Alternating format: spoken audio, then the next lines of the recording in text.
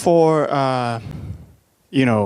the intra-African trade, of course, to fruition, we're looking at some of the things that could be done, and there is diversification of products, exports, and of course, product sophistication. But what measures are in place to ensure that African countries can do that? Because if you look back maybe between 2011 to 2017, only about 3 countries, that is Senegal, Rwanda, I'm trying to remember the other country, have been able to diversify their exports. Do you see a way this could be done? Well, key to this is the development of regional and continental value chains, which are also linked to global value chains.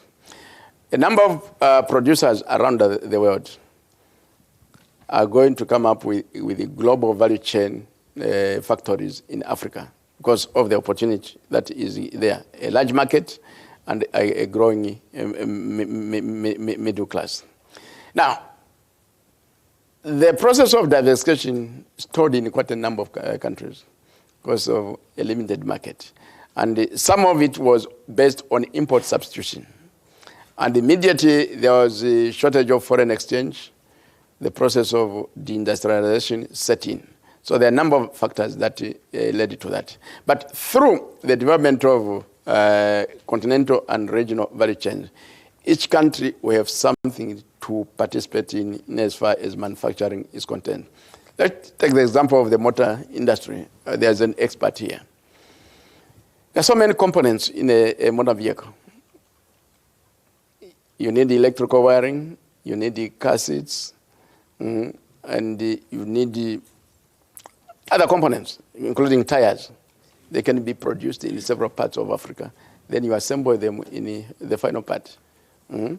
Airbus is using that model. So there's no reason why we cannot use it in Africa. If you go to East Africa, one of the apparels of huge demand is the West African fashion wear. If you develop for the fashion industry, there's no need why we cannot develop the fashion industry on that basis. And when you look at global level, there is emerging demand for African fashion. Not too long ago, I was talking to one of the Africans based in London. She was telling me that she came across